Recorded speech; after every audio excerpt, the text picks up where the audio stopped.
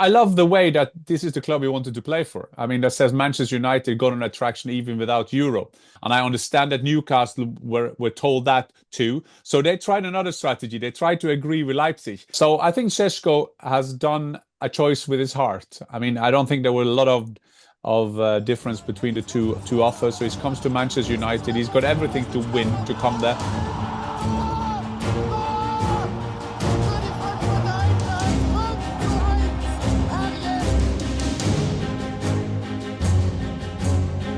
Hi and welcome to the Fussball channel. I'm your host Markus Fjørtoft, and as always with co-host Jan Fjørtoft. And we are back, Dad, and we're back because it's been quite the busy week for you. You've been in Germany, but also plenty of activity to report from the transfer window. And also from Germany. And yes, I stayed with Eintracht Frankfurt for 3 days. It's a beginning of a new season. You go there to be inspired.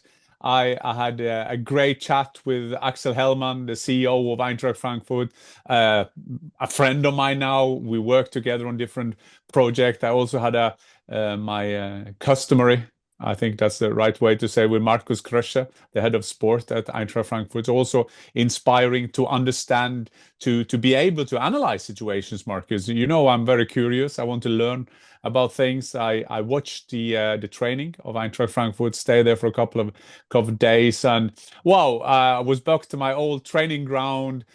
Fantastic surfaces. I mean, the pitches, I mean, you can't compare it. I don't think you can compare the players either. While I was there, they signed Doan from Freiburg for 21 million good signing. euro. Good signing for them, kind of playing on the right, coming inside left like Robben or Salah or whoever you want to say. But it's a good signing for them, and had a chance to talk to Dino Topmöller, a guy I rate highly of what he achieved at Frankfurt. So that was good. But I was also in my mind a lot in Leipzig, because there were things going on there with Benjamin Šeško. And I think when people have followed me on X, Twitter, they have seen that I've been quite busy around that deal. And what has occupied your mind as such is as much as it is following the latest transfer activities, more interestingly, is analyzing the very activities that we hear of, right? And a lot of different analysis to be made, both from a macro perspective in terms of the club and the general market. And we'll get into that in terms of the demand and supply of the number nines, which the Šeško deal is sort of at the center of. But having now reported and follow it so closely, what is your overall analysis of how the Šeško deal did unfold now that he is a Manchester United player?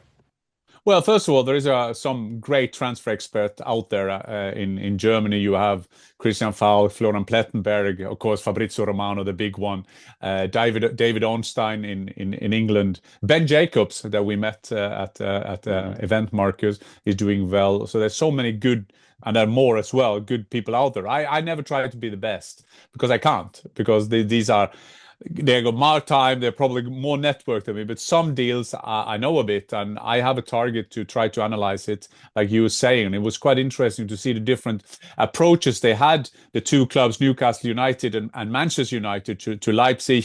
We knew that Leipzig were willing to let him go. He's 22, he was ready to go, take the next step. They were out of Europe. This was the time for him to go.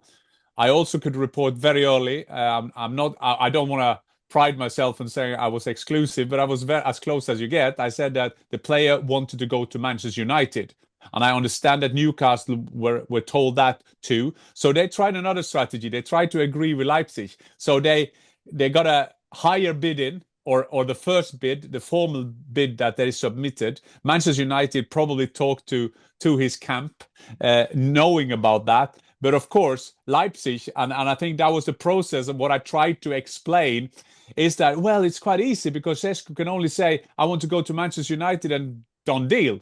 But Leipzig didn't want them to do that. Of course, Leipzig wanted to tell Šeško, keep quiet. We want two clubs fighting for him. We want two horses in this race, because we want as much money as possible. Fast forward, Manchester United put in a bid that was a bit below Newcastle, meaning that I think they felt that because he wants to come to us, we need a discount. And at the end there, they somehow found, and I understand, and what I've been told is that the two prices at the end were quite similar. I know Benjamin Šeško is a Manchester United player. A lot of people ask me, and I worked yesterday in the studio doing the Community Shield. Ekitike scored after 4 minutes with an assist from Florian Wirtz. Frimpong scoring. I mean, it was a good Bundesliga day in the Bundesliga. But they will ask me, who will do better, Benjamin Šeško or Hugo Ekitike? But the thing is, it can't be compared, because Ekitike comes to a club where you have Gakpo on the left, you have Florian Wirtz in a 10, Salah on the right side. They are the reigning champion. They have a systemic function. Benjamin Šeško has to do, well, they got Mbeumo, it's hard to say, Cunha, and come there. They have Bruno Fernandes, who will always get in scoring points, but it's still harder for him to kind of adjust straight away in a team that is not functioning. I've seen enough of Manchester United this summer to think, well, I think they will go well. In my table tip, I have them on 6th. And this is a club that were 15th, I think, in the league. So, but Benjamin Šeško is a striker they need. People will be surprised how good he is. But then again, we've said it so many times, Marcus, this is not machines. These are human beings that need to adjust. And just at the end, Marcus, let me say, Christopher Vivell, who is the new head of recruitment at Manchester United, he was the key person. Twice he had got Šeško to his club. First by Red Bull Salzburg, then he made a preliminary contract. He left RB Leipzig, but everything was ready for him. When he came Šeško came to Leipzig, he was very instrumental doing that as well. Then he went to Chelsea as technical director, but I think what is his main skills is to be head of recruitment, and a big respect to the job that he has done. And now the question remains, and we focus on German football, of course, but seeing it from two camps. RB Leipzig, in the sense that they are very much going back to the model in which they are buying, recruiting, scouting young talents that have come up through the Red Bull system and selling them up. And we'll get into that when we do our season preview as to what will RB Leipzig look like. But very much back to what RB Leipzig has been about for a long time in terms of that younger profile and selling them on for a substantial profit. And I'm sure they'll be delighted that Newcastle United and Manchester United got into a bidding war of such, which was able to drive that price really as high as they could have imagined if they were to sell Benjamin Šeško. And then it's whether the profile of Benjamin Šeško there will be that expectation of a sort of savior complex on the part of Manchester United, and whether he is right for that. And then I guess that begs the question, has he done then the right choice going to Manchester United, part of this overall sort of consideration? Well, I love the way that this is the club he wanted to play for. I mean, that says Manchester United got an attraction even without Europe. If he went to Newcastle, very passionate crowd, he could come there to replace Isak, that we expect will leave the club.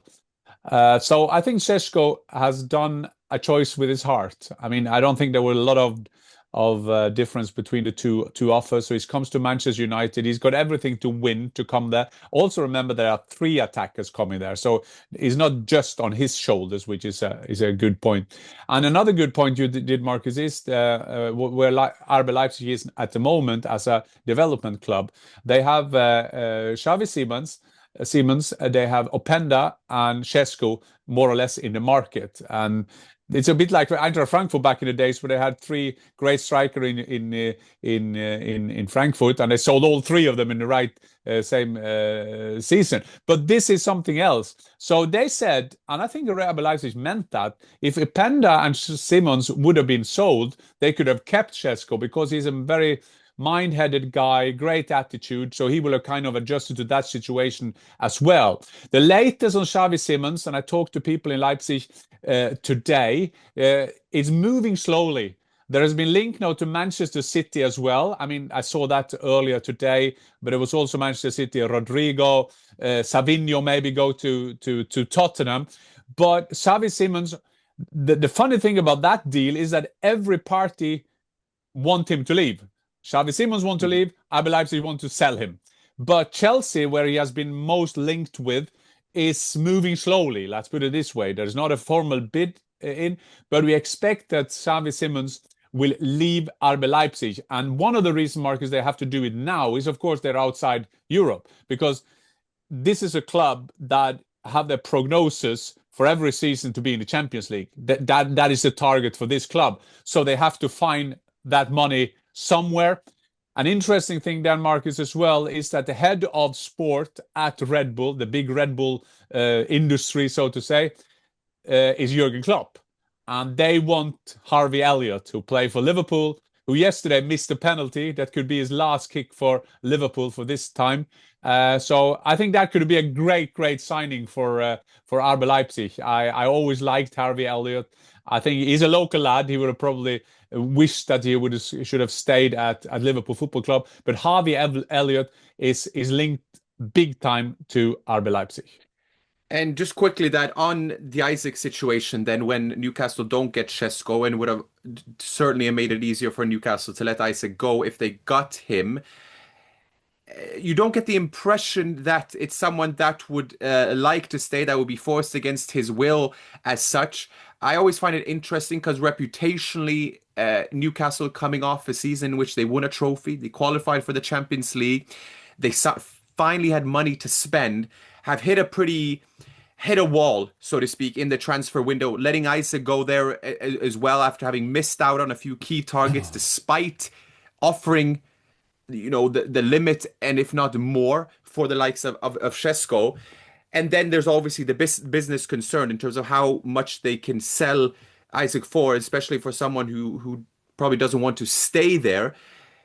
Can we predict him making the move at the end of the transfer window, or has that ship sailed?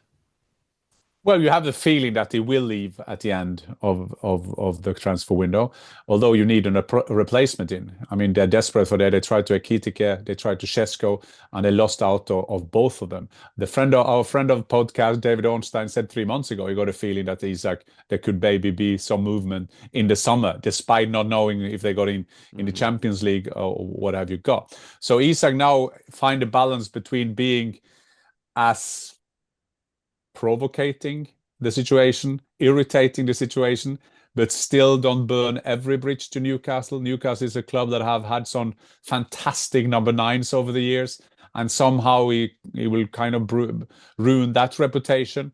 And you just think that Liverpool couldn't get Isak, so they took the next best. That was Ekitike, because they are kind of same kind of players. But wow, if they get Isak as well, that is amazing. You get a feeling, and what I've been told is that the offer that was submitted was 120 million euro, which I think is 110 million pounds, but they want 150 million euro. So there is a big deal. But respect to Eddie Howe, Marcus. I think that he has said the right thing. Nobody is bigger than the club. Of course he has to say that, but of course it's unsettling a week before the league starts and you have no clue if your best players will be available. I somehow think that is whatever happens, there's no chance that he will play that game. It's also the chance that the fans will turn against him. And remember, he had played a vital part for them coming into the Champions League and doing what they've done, Newcastle United. So it's a bad situation. I don't think it will come as far as an Aubameyang or Dembele did at Dortmund. They go to strike. I don't think that will happen. But as we speak now, you have the feeling that Alexander Isak will leave Newcastle United, that he will arrive at Liverpool Football Club in the near future. And the thing is, with the season closing in, we're 1 week away from Premier League starting. We're a couple of weeks away from the Bundesliga starting, and of course, the upheaval of key players, of general squad structure this close to the transfer window. And you, Dad, have been a sporting director. You've been in the game for decades. That is far from an ideal scenario. And the reason I make that point is, we've discussed this in plenty about Bayern's transfer strategy, but now as we speak, Monday evening, Kingsley Coman is all but headed to Al Nassr in Saudi Arabia, becoming Cristiano Ronaldo's teammate. A total package for 35 million euros for a 29 a year old who has served the club greatly. 21 titles for Bayern. They won the sextuple under Flick. Scored the winning goal in the Champions League final. Leaves as a Bayern a legend. But I think there are two ways of looking at this transfer. One, in terms of the deal itself and what they get for him, which by all accounts is a very good deal for both the club and for Coman in terms of what he earns. But it leaves yet another gap to be filled in the squad, in the Bayern squad, which has seen Tell leave, Müller leave, Sané leave, Musiala out injured for a while. And this close to the season, despite it being a good deal, I am still struggling to see how ideal that scenario is for Bayern. I think Max Ebel went into this transfer window with two things. He's going to improve the team and he's going to save money. As a basis, that is hard. I mean, you take Bischoff from Hoffenheim, that has been quite impressive in the preseason. Maybe not the quickest guy, but he looks intelligent. I think that is a good signing for free. They got Jonathan Tah as a defender, central defender. He will play there with Upamecano. That will save something. They still want to sell Kim to get money from him. Then they get Luis Diaz for 75 million euro. But I mean, you can go two ways with that, Marcus. You can be very critical and say, yeah, but they won't get that money back when they sell him. That's true, which happened to Leroy Sané and Thomas Müller. Thomas Müller being there for ages. I mean, they cost him nothing. It's still two big earners away from their wage slip. But Luis Diaz is a great player. Luis Diaz is a contagious player. Luis Diaz is a man that works hard for 90 plus minutes. So if we take away the money on that, I mean, who are we to say that they shouldn't do that? That is a great player for them. He will be okay. He will score. He won't score absolutely. Yeah, he will score a lot of goals. But you have a point that the standard of Bayern Munich is always Europe. But I think they get a feeling now that they're quite good covered on those places. They will think that Gnabry can do that. But they're playing a tough game in terms of if Harry Kane is injured. Okay, Luis Diaz can play inside, but who will then play left and who will play right? I think they are very thin now.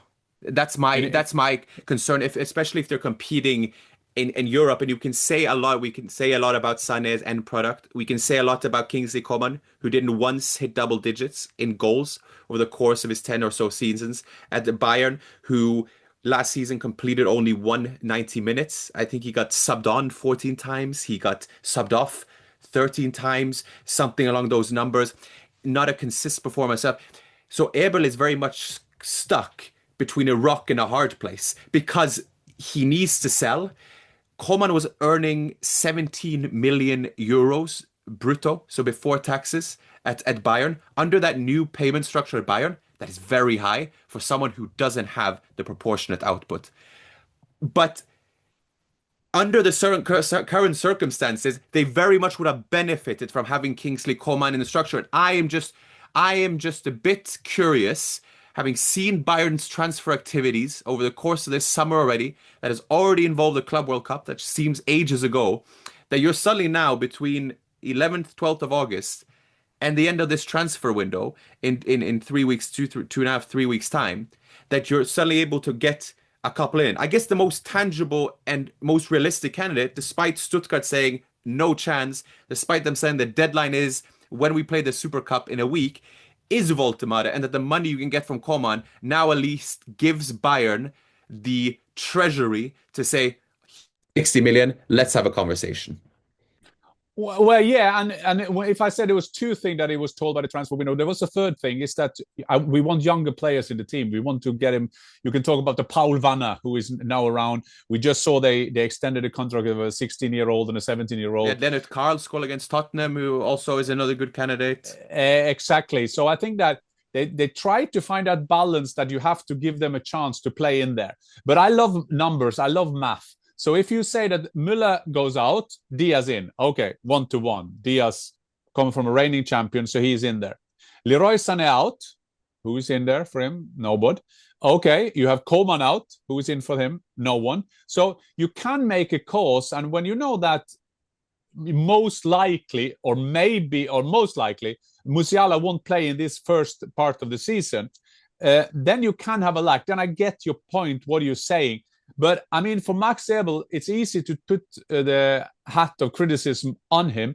But I think that there is to find that balance between save money, make our team better, play younger players. So that's why I don't want to criticize him. I think that based on this, when you have Jonathan Tah, you can have him for 25 or 30 million euro last season. You get him for free this season. You have, as you saying, Leroy Sané, Thomas Müller, Coman, big earners of the list, and then they've sold some other players and got some money as well. So, but Bayern, will Bayern be the favorite to go and win the Champions League with this team? No, they don't. I think they are vulnerable. I agree with you. They have a great starting 11. They have maybe a couple of two great reserves to play on. They have a flexible system, but they are vulnerable. I follow you on that one. Mm-hmm. I think... And Woltemade, George Marcus, I want to say Woltemade. That is a perfect signing for Bayern. Yeah, I was going to make the Woltemade, Yeah, he's the perfect signing for them, because Bayern Munich, it's hard for clubs to find where is their place, where is their slot in a transfer market, and they need to try to get the best German players. They didn't with Florian Wirtz. They're trying again with Woltemade. They need to go after the best players in the Bundesliga. Woltemade wants to play for them. Stuttgart have been strict to them. So it's interesting now, because we see a time in German football where they don't want to let him go to Bayern. And I think that one of the reasons that they saw with Leverkusen. Leverkusen managed to have a good team, a bit luck, but basically great work on and off the pitch. They had a chance to win the league. So I think the German clubs, it's interesting what's happening in the Bundesliga right now. Yeah, and you could argue on Stuttgart's from Stuttgart's perspective as well, who have stayed very adamant, is the fact that after Bayern now, who will be the challenger? And Stuttgart had a disappointing season last season, but the season before they were third. So there's plenty, or second, sorry, behind Leverkusen. Second. So there's possibilities for them to be there, and they will have their own stated ambitions as well. Just lastly, Dad, a bit un-Bundesliga related, but when we're dealing with one of the best, if not the best goalkeeper in the world, we'd be remiss to not discuss it. But suddenly Donnarumma now is on the market as well. Is this just the transfer window being the good old transfer window, or is there actually some more substance to that? Well, Marcus, as you saw and as you know, I'm busy on the phone and I talk to a lot of people. And then I talked to a guy who told me that they were told that Donnarumma was on the market. Donnarumma had talks with Manchester United. Manchester United, of course, paid a lot of money to get Onana. He hasn't been safe. He has not given the safety that they needed. So Manchester United are after a goalkeeper. Donnarumma, they took Cavalier as a new number one to PSG. And I put that out, and that was unbelievable. I think one of those tweets, Marcus, that I most view on, I think it was over 2 million when I checked some days ago. It's unbelievable, the interest of a high-profile player, a high-profile Italian player, a reigning champion in Champions League going to Manchester United. That is a story too good to be true.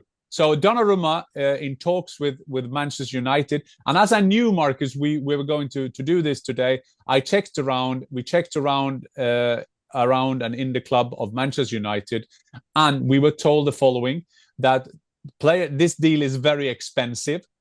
And we need to sell players before we take the next moves. Then people have asked me, yeah, but it's the price of 26 million pounds or something. How expensive is that? But also remember, in that total package is what they paid for Onana. So they need to get some of that money back. But Donnarumma to Manchester United, wow, that would have been a great signing. And it seems that that could happen. Although Manchester United need to sell players, and then we'll see, are they able to sell players before Team Donnarumma will take their decision. A lot to discuss, and we will be back with more regular updates as this progresses towards the very end. Always good to see a Bundesliga inclusion as we mentioned at the beginning of the episode yesterday, that kicked off the English season, officially, unofficially, with both Ekitike, Frimpong and Wirtz all involved in goals. We love to see that, but we will be back, Dad, with more about this, obviously, and keep you updated. But for now, auf Wiedersehen. Auf Wiedersehen.